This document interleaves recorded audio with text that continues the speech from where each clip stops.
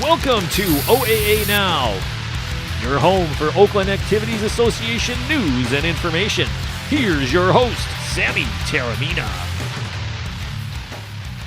Welcome to OAA Now. I'm Sammy Taramina, blogger of the Dragon's Den, and also one of the hosts between Terminus here on O1 TV. We got three interesting topics we're going to talk about today. Of course, a lot of it wrangles from Lake Orion. Of course, the Dragon football team, of course, suffering a bad loss to Oxford last week, and also the Dragons volleyball team preparing for a big-time game on Tuesday with Birmingham Seaholm. Of course, Lake Orion ranked 7th in the state. Birmingham Seaholm ranked number 5 in the state. They're one of 3 OAA red teams ranked in the state.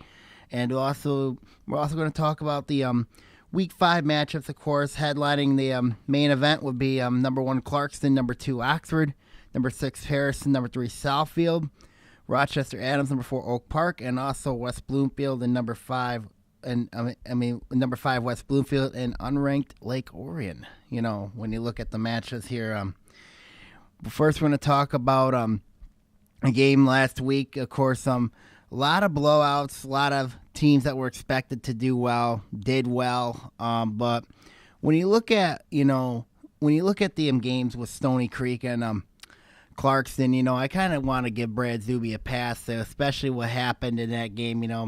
It was a tough match for Stony Creek anyway when they took on Clarkston. I mean, there was no doubt that when looking at this game, it was got to give credit to Clarkston. I mean, like what they did over there at Stony Creek, they went into a hostile environment and won over there. But the game we're going to talk about here is Oxford Lake Orion. Of course, everybody knows this is a rivalry game. I mean, but when but I just felt, when the Dragons could not get in the end zone 6 times, and they had 6 opportunities to get in there, only scored twice. And some of you got to give credit to Oxford's defense, especially what they did. But I think it was more Lake Orion's offensive line, especially what happened there. I mean, and there's another question I look at with Lake Orion is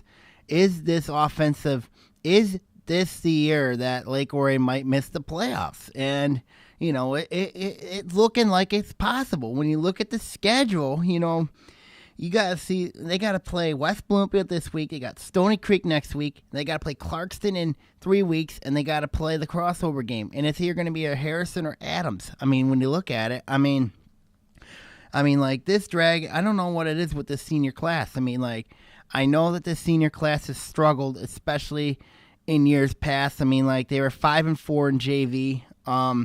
And also this was and of course, they were 7-2 last year, but most of that was because Lake Orion had the speed with the seniors, with Corey Esther, Zach Arnold, etc. But when I look at this Lake Orion team, I mean, like, this is a team that's hard to figure out.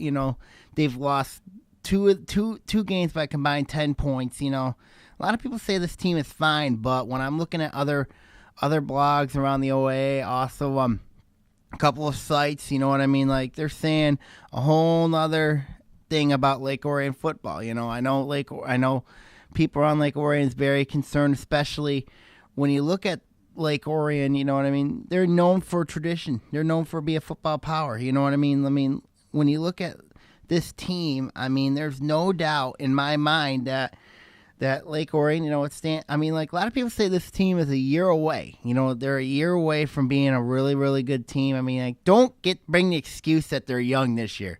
I mean, I understand they're young, but when they've had young teams, they've had good teams. I mean, let's look at 2008. You know what I mean? Like, Lake Orion, of course, replacing they had a quarterback competition between Derek Coe, Sean Charette, of course, and a very young offense, you know what I mean? But they still had a good defense. I mean, like, they had a very balanced and the defense carried the offense for a time until they gelled, and, look at Lake Orion eventually went to state finals. I mean, like, in 2008. I mean, like, that was something that made Lake Orion what it is today. But the problem that I have here with this group is this team is so one-dimensional that it's not even funny. I mean, like, this team relies a lot on the run. They rely on the run. You know what I mean? It's kind of hard for people like Matt Krause and Zach Serzo to get yards, especially when they're the ones having to carry the load. those were the only two guys I thought that had good games last week were Surzo and Kraus against Oxford. Nobody else had a really good game. You know what I mean? Really, when you look at that game, Kraus went about.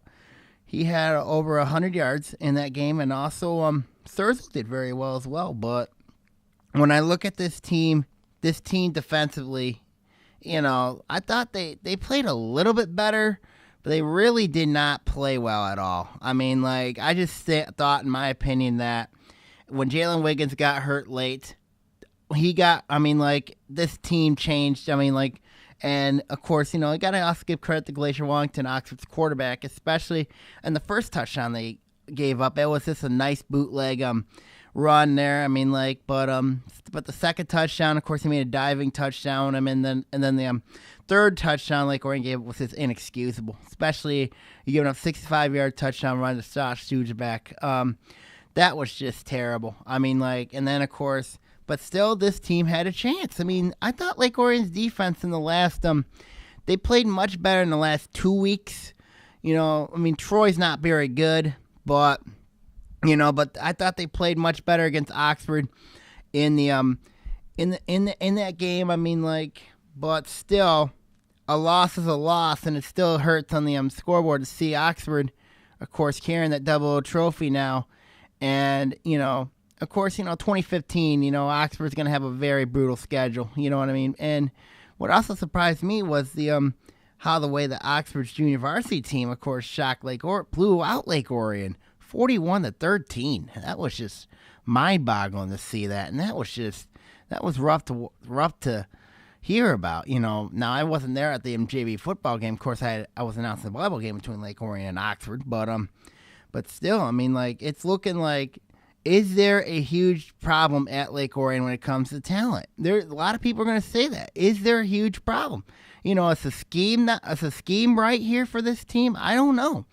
The scheme, it's been they've ran a scheme for a long time. The jet offense, but but you don't know if you have the personnel. But the problem with this team, it's not the offense, that's the problem. The offense had a really bad game last week against Oxford, but this defense has been a huge problem the last 2 years, especially at the linebacking position. I don't think that Logan Shadiah, of course, he's a defensive lineman, playing a linebacker role right now. I still think that this team needs that key linebacker who can, sort of like that Max Bullock type defensive linebacker who can make changes at the line, who can command an offense. When I played football here, I had of course we had Chase Goff, who changed offenses a lot and also changed defense a lot, and also we had and of course John Gall's been a very huge defensive guy as well. He's done some magnificent work here. But I just think that this defense really is. And also what also didn't help was Jalen Wiggins going out with a concussion.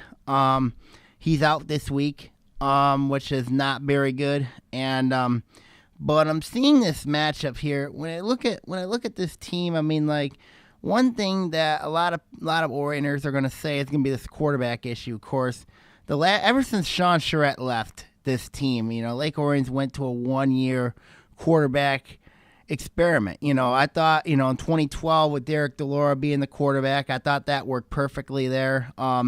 He knew the offense. He had a very good line. He had a very good everything was fine. I thought Derek DeLora in 2012, he was a very good quarterback for that offense. You know what I mean? Didn't have the mobilest of arms, but he had a cannon.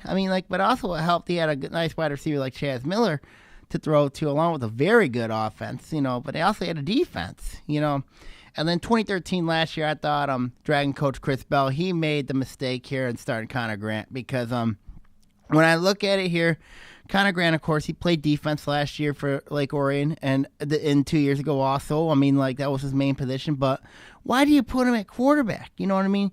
Him and Kyle Bell, especially, I know his son, but still, why would you put him at quarterback last year? I thought that was I thought personally, in my opinion, this is just my opinion, I thought that was a mistake putting Connor Grant at quarterback last year. It affected this team, let's look at the Stony Creek game last year that Lake Orion was destroyed when Grant got hurt. I mean, it hurt on both sides of the ball where he got hurt, and it just made things worse. And then, of course, you got this year with Cameron Costage. Of course, I felt personally, in my opinion, Costage should have been the starter last year. I mean, it would have taken him another time to develop the offense, and also it would give him another year just to make sure the offense is perfect for him, make sure that everything he can go into his checks and balances and all that. But I just think that, in my opinion, that Connor Grant, Cameron Costa should have started last year, and not Connor Grant. Connor Grant was more needed on defense, and it kind of showed in that Romeo game that the wear and tear of playing both positions, especially here in Lake Orion. I mean, I bashed the team, I know, in the last couple weeks about having guys play two ways. They really don't have that, except with the exception of a few, Keith Fields has played corner. I mean, I know Max Hornifer, of course, the backup quarterback /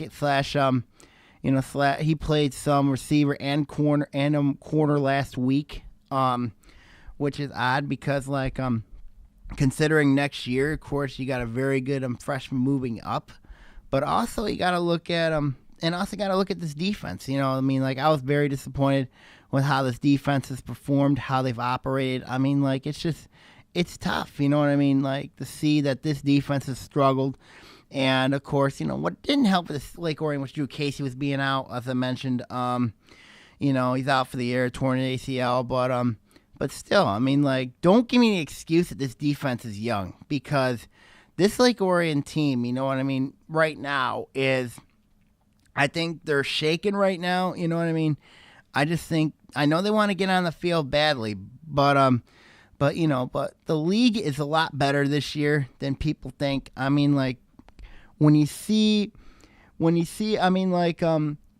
a lot of, and of course I had a nice little chat with some people about this team, and they said they might not have the personnel they used to have anymore. And yeah, that's right, but you gotta create something within, You're still wearing the name in front of your jersey, even though the white jerseys on the Dragons this year have been god awful. I hate those jerseys so much because, I was very upset in 2012 with when the Dragons decided to change their white uniforms to the from the white jerseys with the green on the elbows to the just the plain white jerseys. That was just completely terrible.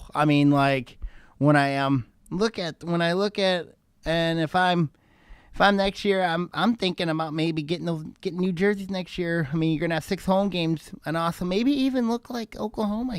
Oklahoma has got some really nice road alternate uniforms. They got really nice alternate uniforms, and I know this week for Lake Orion's their homecoming week. And the thing that I ask for them is to basically stop with don't get yourself involved in the hoopla of homecoming, because you're asking yourself for disaster. You're sitting at 2-2.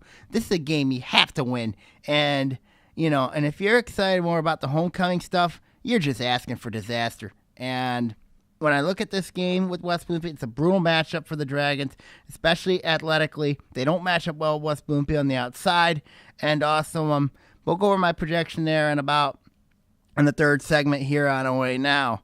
So when you look at Lake Orion, of course, is there a panic reason to concern? Oh, absolutely there is, because Lake Orion, I was on a 2-2 team in 2004, but we ended up finding a way to make the playoffs at 6-3. But still, this team, they got to play much better. They got to play much better football, and also time's running out, because you got to win. You got to basically win out if you want to at least have a home game. You don't match up well with Clarkson. The crossover is going to be a huge problem. You got to win at least 1 or 2 of those games. And then, of course, you got to win out. You got to beat West Bloomfield, Stony Creek, and Bloomfield Hills along with one of those 2 games. I just think that I don't know if this group, especially that senior class, and they have a huge mental mind problem about having a mindset problem about that. And I just think right now that they got to get on the field, I think they got to talk about it as a class and say, hey, it's time to man up. It's time to gear up. It's time to play Orion football. The reputation is there, and especially with this class. I know this team is very young, but you cannot use that excuse of being young anymore. You can't do that. I mean, not in football, because like if you're saying you're a young team, then you're not going to be. I mean, like especially with this in this program, because this team, like I said, right now is in danger of missing the playoffs for the first time since 2000. I don't know if this team right now, the way that they're looking like right now, can make the playoffs, especially with the schedule they still got to play. And, but it is what it is. So we'll see what happens. I don't think anybody's going to be feeling sorry for Lake Orion. I just don't think that, remember a couple years ago in 2011, Rochester Adams did not make the playoffs. Of course, they're also sitting at 2-2 as well.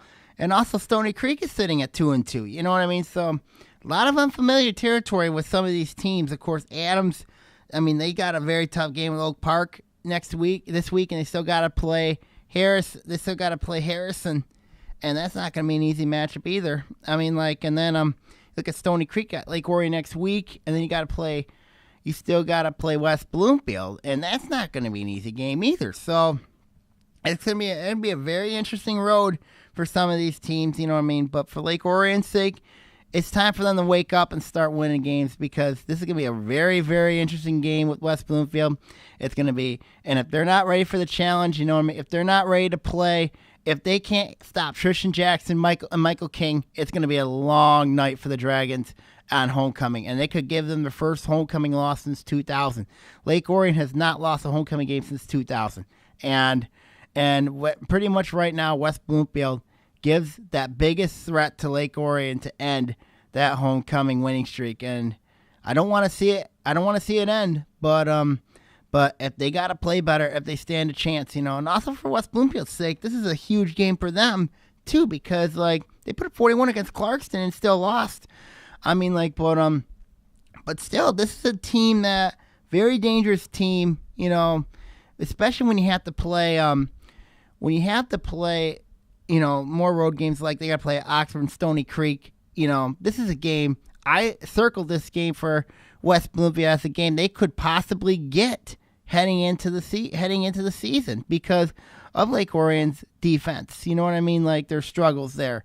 And if Lake Orion can't get in the end zone against West Bloomfield, then you really got problems. There's no doubt about that.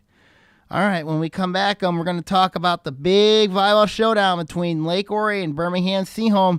Here on OAA Now.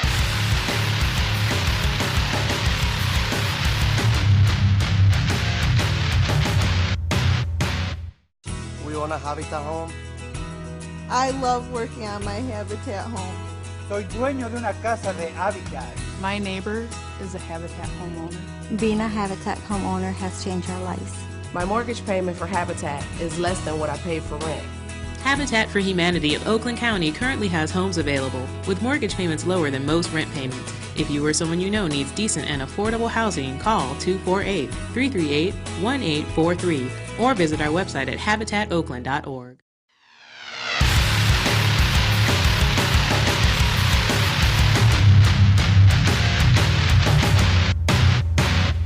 Welcome back to OAA Now. I'm Sammy Termina, blogger of The Dragon's Den, and also one of the hosts of Between Terminas here on ON TV.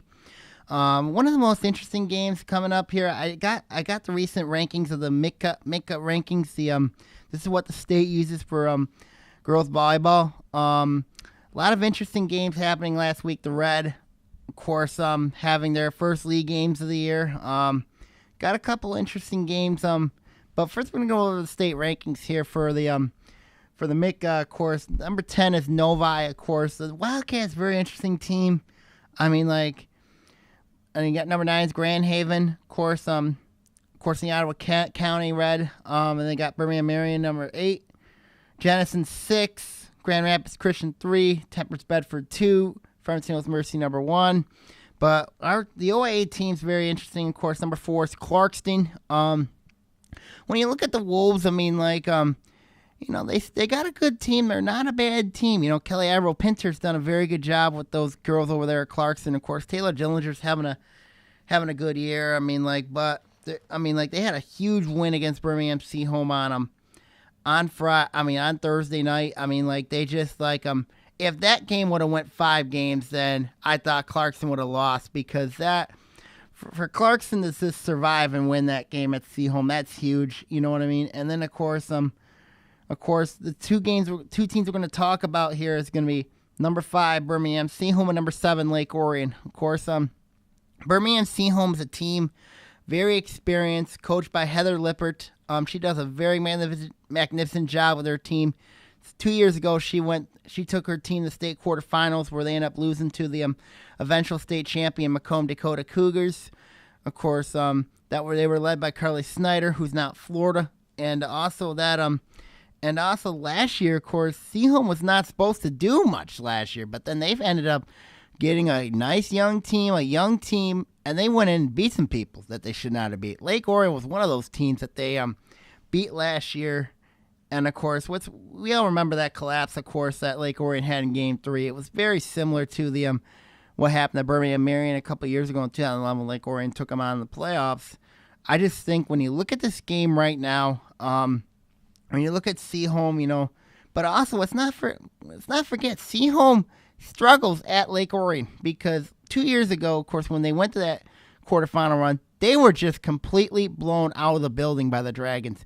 Heather Lippert had issues with the crowd. She had issues with her team. Her team did not play well, and usually young teams struggle on the road. So, this is going to be a very tough test for Birmingham Seaholm, especially if the Lake Orion girls can get a student section, a hostile crowd. I think it's going to be a huge problem for Birmingham Seaholm in that matchup, no doubt. But the key matchup when I'm looking forward to in that Seaholm Orion matchup is the battle inside between Ann Shepner and Weiss Herkmans. That in the inside is going to be a very unique matchup. I just think that when you look at those two girls in the inside, I just think if the winner of that matchup inside is going to win this match, because if you look at it on paper right now, the libero match, of course, advantaged Seaholm. But the outside matchup advantage Lake Orion, because you got Hannah Murdoch and you got Natalie Weiner, who's starting to emerge. I think it's going to be a very, very dynamic player. She's only a junior. Weiner's a very good junior, and of course, but when you look at this matchup here with Seaholm, of course, what happened last year was the game was in Birmingham. Of course, that was a tough matchup there for Lake Orion. It's going to be a very tough match in the first place there, but I just thought Lake Orion did not play well in that game, but also Seaholm played well in that game. Lake Orion did very, very well early. And then Seaholm actually battled to the depths, and then it ended up being a very, very evenly matched game, and then Lake Orion had the lead. And then, of course, it ended up becoming a huge street fight. Then Lake Orion had to win Game 4. They got that. And then, of course, there came Game 5. Game 5 was perhaps one of the most... and Game 5 of volleyball is always exciting. You know what I mean? When you look at in Game 5s, it's always exciting because you don't know who's going to win. And it wouldn't surprise me, tomorrow night, and it wouldn't surprise me on Tuesday night, that this game will be likely a 5-game set. I just think when you look at Lake Orion, when you look at it here, I just think that but if Seaholm struggles, and they could very well struggle in this matchup, even though they've had experience. But let's look at the teams this year. Of course, Seaholm, they've won 3 tournaments. They won Novi. They won at God, I gotta remember this. They won the Waterford Our Lady of the Lakes Invitational, and they also won the Macomb Dakota Invite. So this is a team that's got a lot of confidence heading into this game. But Lake Orion, of course, Lake Orion has won 2 tournaments. They won last week at Portage Central, which is a huge tournament. Of course, winning those 2 games over Saline and Novi. Saline's a very good team. The Hornets, they're an interesting team to watch. And then of course Novi. Both Lake Orion and Birmingham Seaholm have familiarity with playing them this year in tournaments. Of course, nobody was at the Lake Orion tournament, but so was Seaholm. Those 2 teams have played a virtual death match over there at Lake Orion. But when you look at this game, both teams, they got experience, they're both talented. Talented teams. This is a unique matchup here for But coaching matchup, of course, I got to give apologies to Coach Tony Scarvata. But I got to give the coaching advantage to Heather Lippert because Lippert's been there. She's got a lot of experience with Seaholm. Also, of course, that quarterfinal run that she went on. She went to 2 years ago. I think that gives a huge coaching advantage matchup, I think, to Lippert and her staff. She's done a magnificent job. And I said this before in the regular season, and I said this before in the preseason when I did the volleyball previews. I think when I look at that Seaholm's district at Birmingham Marion, I just think that Birmingham Seaholm is going to win that district because I look at it here. I think they're a better team than Birmingham Marion is right now. I just think that the experience factor is huge, and also what's going to give Birmingham Seaholm the edge, I think, is this is a road game for them. You know what I mean? They're going to come in loose. You know what I mean? Usually with teams, you know what I mean? Usually if you're a young team, you're very, very tight. But even in hostile games, I still think even the most experienced teams have problems. And of course, Lake Orion's going to face that problem. I know next week when they go to Clarkston to take on the Wolves. Lake Orion, of course, when they won in Flushing a couple weeks ago, the team that they beat, and they beat them bad, was Clarkston. When I look at the MICA rankings, I think they're a little overblown because, when I look at and I did a copy of my own rankings last week. I ranked Selena a little bit higher. I ranked Selena in the top 10. I would probably take Jenison out because I'm not sold on Jenison at all. Of course, Novi, of course, they're a good team. Mercy, Temperance, Bedford are two very, very good teams. There's no doubt. Mercy, of course, done a very good job under Hagel Vogel. She's done a very nice job in the Marlins. But remember, they still haven't played Birmingham Marion yet. And I think Birmingham Marion against Frontenac Mercy is going to be a very interesting matchup, especially if they're going to have to be playing. They're going to be playing a lot probably in the next month, especially when we head into October. And then, of course, you look at these, and then, of course, Temperance Bedford, of course, they're not in a good league. It's just a tough league, the Kicking Mules. Of course, Grand Rapids Christian and the Ottawa Kent. And then, of course, Jenison's also in the Ottawa Kent. And also, I think Grand Haven's either in the Ottawa Kent or the Capital area. I got to find out more about that. And, of course, Novi's in the Kensington Valley. But these teams are still going to have some interesting paths. Of course, my projection for this game, of course, is very interesting. But this is a huge game for Seaholm because they need this game in the worst way if they want to stay in the league race. The red race is, but if Lake Orion wins this game, it's over for Seaholm when it comes to the league race. Then basically the game at Clarkson next week will be for the OA Red. And then, of course, but who I like in this game, I'm going to go with Lake Orion in this game because they're at home. I just think that good teams always play well at home. They protect home court. I'm going to say this game's going to go 5 games because when you look at it here, Lake Orion and Seaholm last year went 5 games. Seaholm won that in 5. I just think, and also Seaholm's got a lot of experience, but so does Lake Orion. When you look at the Dragons and you look at of course, they're led by Hannah Murdoch, of course. But I just think you watch the emergence. I think we're going to see the emergence. I wouldn't surprise me. I think Leah Kaluger is going to have a huge impact in this game because, she's in that right side. You know what I mean? No, she's not well known. But if you're right there, I like to get to know Leah Kaluger because I think she's going to have a huge impact in that game. I just think also, of course, Natalie Winter, the outside, of course, if Leah Kaluger plays well in that game, that's going to add another dimension along with Hannah Murdoch. And I think with this team shows up ready to play, I think Lake Orion's going to be very tough to beat. And then, of course, Seaholm's got a lot of experience. There's no doubt about that, of course, led by Laura McLeod and Shepner. But I just think that when you look at home field advantage, home field is very critical in this game. And Heather Lippert has had struggles at Lake Orion in her career. I just think that looking at it, I just think Lake Orion finds a way and wins this game heading on, I think, in 5 games. All right, when we come back on OAA Now, we're going to preview Week 5 of the OAA season here on OAA Now.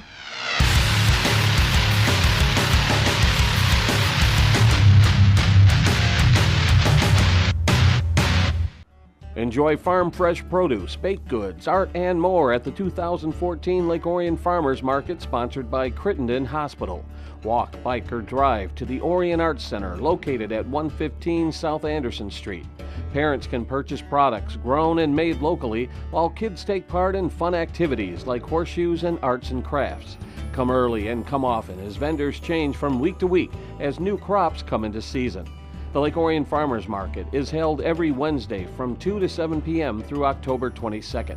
For more information or to sign up as a vendor, visit downtownlakeorion.org.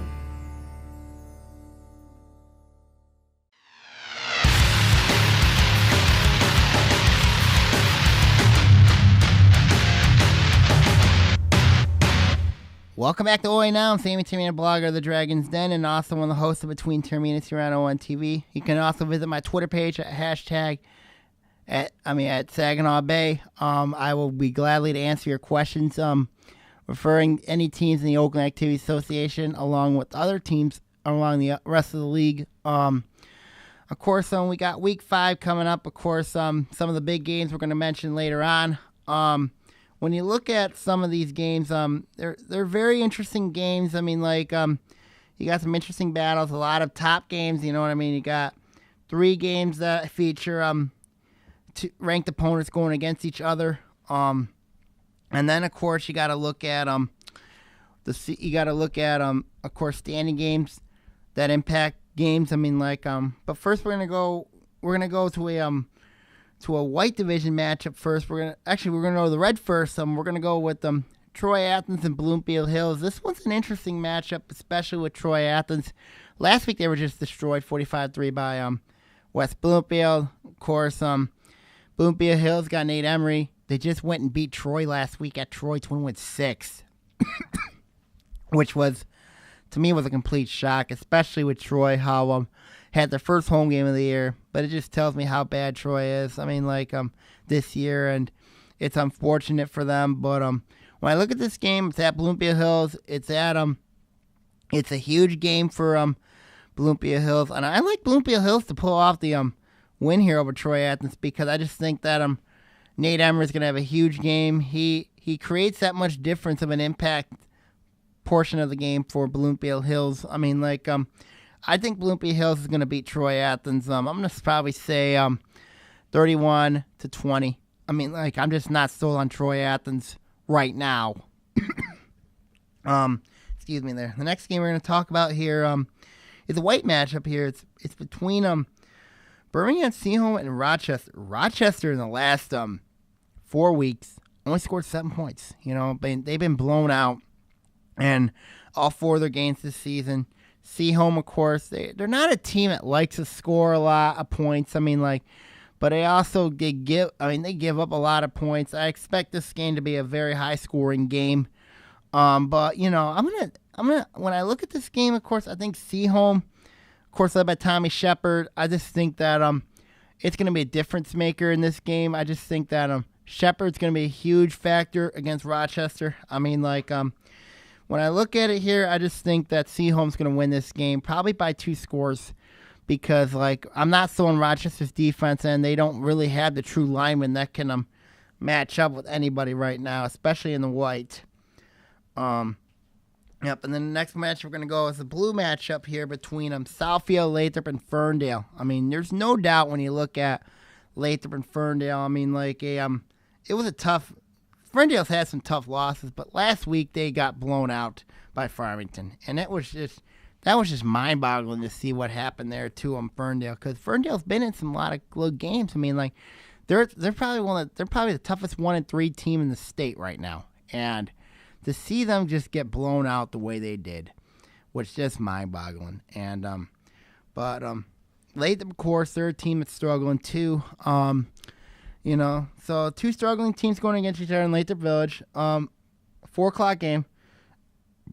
I'm going to take Ferndale in this game because I just think that Ferndale's got more athletes on the outside and the inside as well. But I just think when I look at the Eagles are going to probably look at I think they're going to do well in this game. I just think that the Eagles are just going to It'll be a good game. I think it's going to be a really good game. It's going to be a really close game.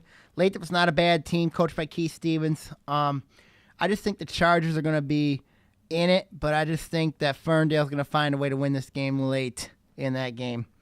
Of course, another match we're going to talk about here is, of course, we're going to go to the white, back to the white. It's going to be Royal Oak and North Farmington. Royal Oak, I can't say any more about them. I just can't. Because when you look at Royal Oak, I mean, like, this team has just been just awful. I mean, last week they were blown out by Adams. They were blown out by Oak Park. They were blown out by Southfield. I mean, like, this team has been getting beaten up pretty bad. And then now you take on North Farmington, a team that has a lot of experience and they have a lot of momentum. I just think when you look at this game here, Royal Oak's in a whole lot of trouble, I think, with this game here. North Farmington's got a lot of experience, good defense.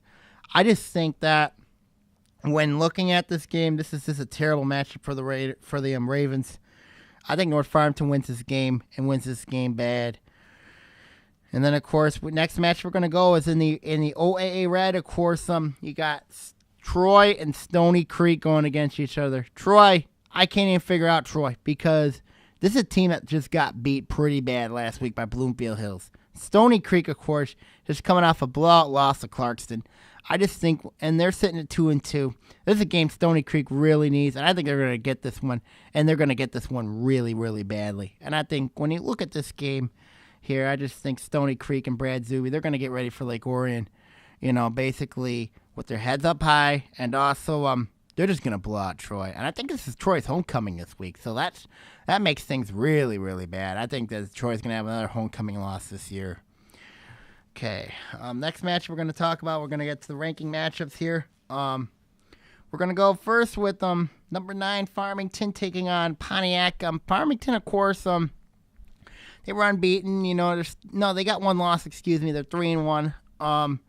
They take on a Pontiac team that's just been garbage. I mean, they got blown out 50-0 last week to Groves, and I just think when you look at this matchup here, Pontiac is in a whole world of trouble. I think Des Kirkpatrick's going to have a huge game against Pontiac. I just think that, and it's unfortunate here too. This is a team Farmington should be in the white, but not. I mean, like, Farmington's going to roll past Pontiac pretty badly here.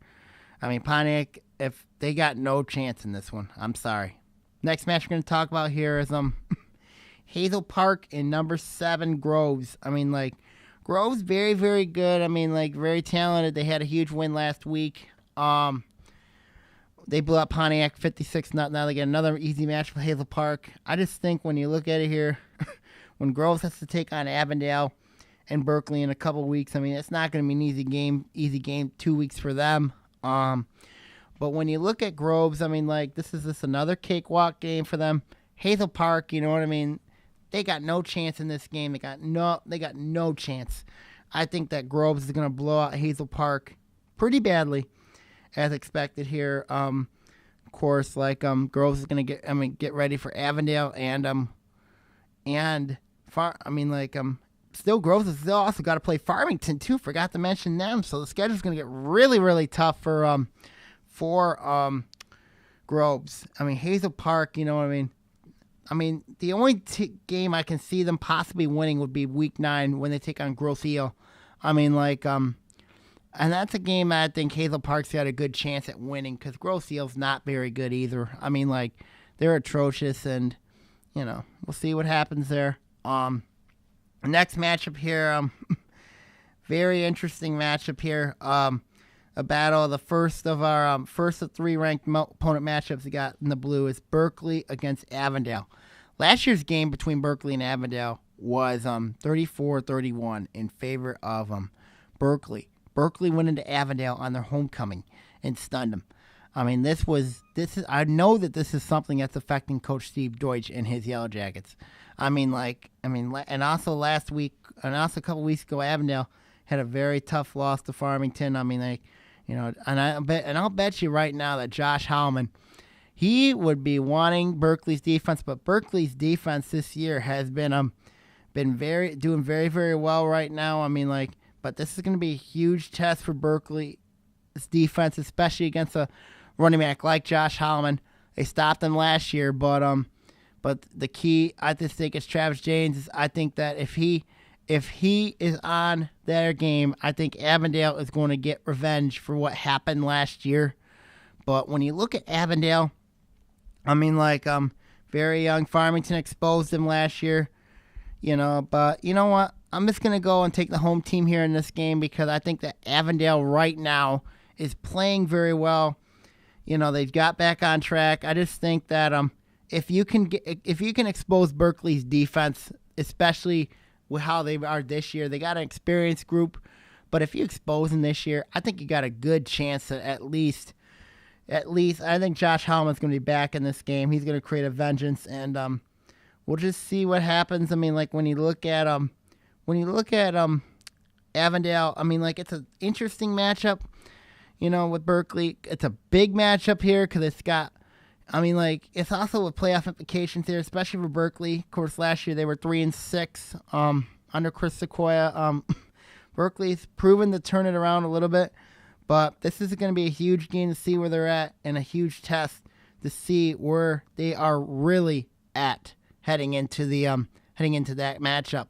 Next game we're going to talk about here, of course, very interesting game. Got number 5 West Bloomfield against Lake Orion. I mean, Lake Orion last week was just. They just lost a heartbreaker to Oxford 21-14. They couldn't get in the end zone 6 times. And now it's their homecoming week, especially when they take on a team like West Bloomfield. The Lakers, of course, Tristan Jackson, Michael King, Obi Jackson, they got Eddie Wilson. I mean, like, Eddie Wilson's back for this game. I mean, like, and this is going to be.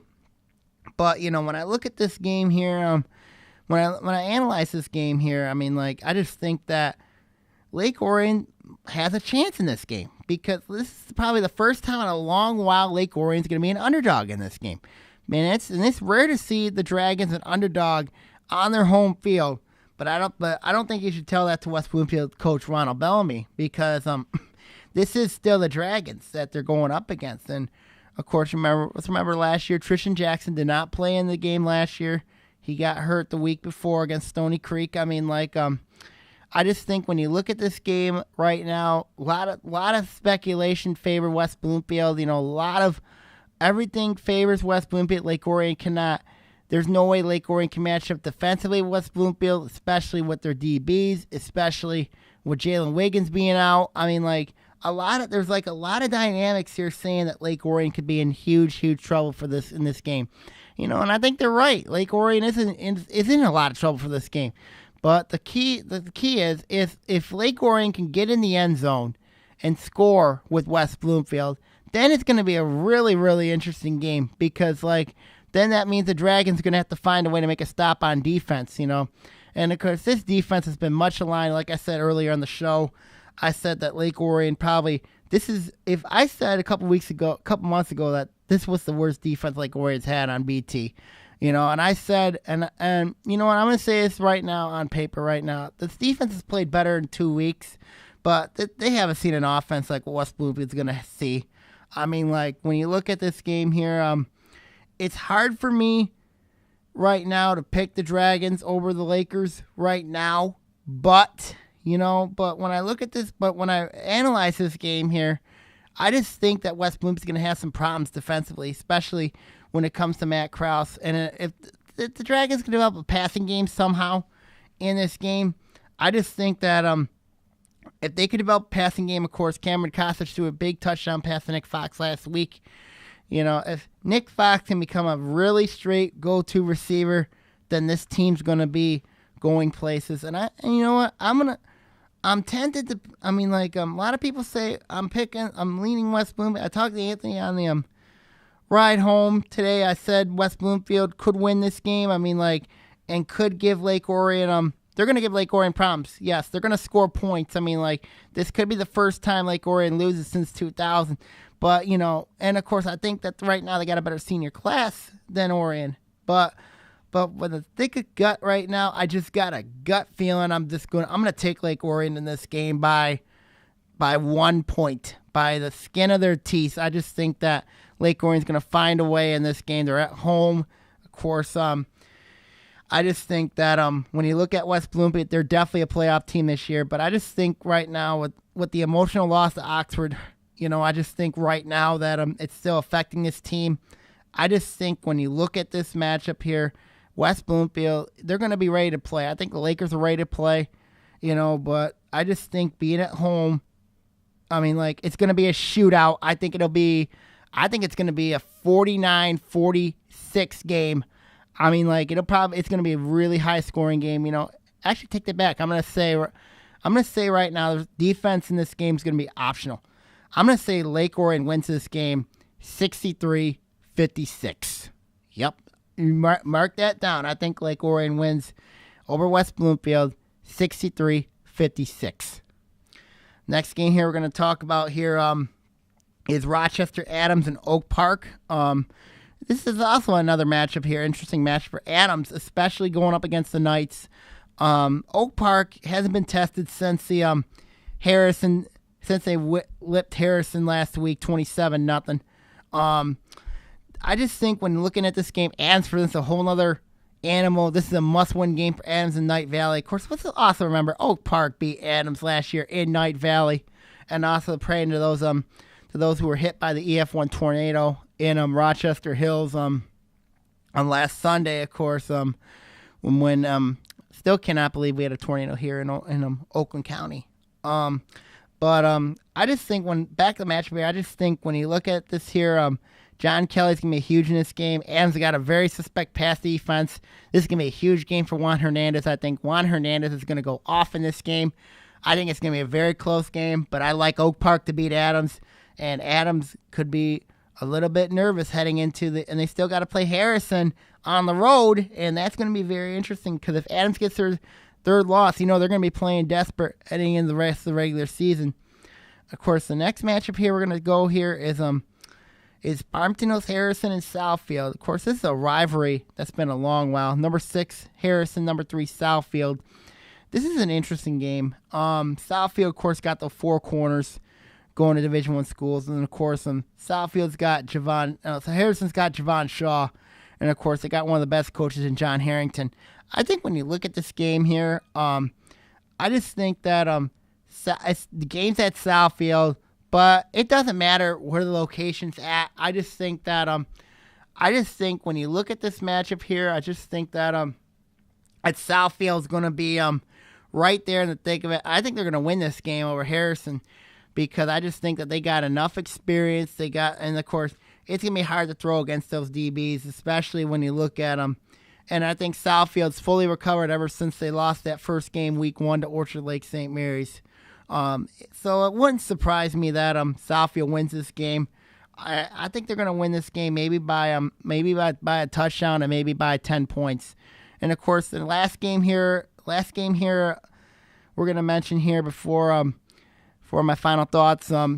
It's going to be number 2 Oxford against number 1 Clarkson. The game is at Oxford. Of course, Oxford winning over Lake Orion last week, 21-14. Of course, they have a time possession offense.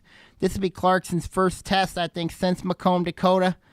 I think this is Oxford's homecoming too, so I think Oxford's going to give Clarkson a whole lot of problems heading into this matchup here. When looking at the Wolves, I'm not sure if they're gonna have some problems in this game because remember last year. Game between Clarkson and Oxford. It was at Clarkston. It was 30-27 in favor of the Wolves in the playoffs last year. Oxford, of course, runs that time possession football, slow pace, slow style. They got Glacier Wallington at quarterback.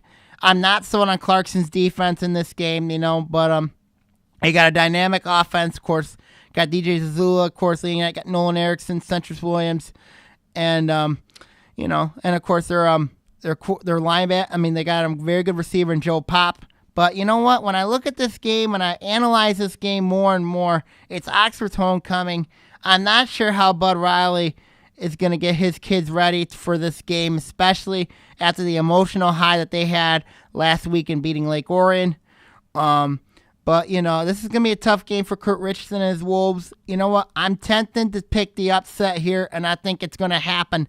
I think the upset will happen here this week, and I think we will have a new number 1 in the Dragons' Den poll. I like Oxford in this game because it's going to be a very, very slow-paced game.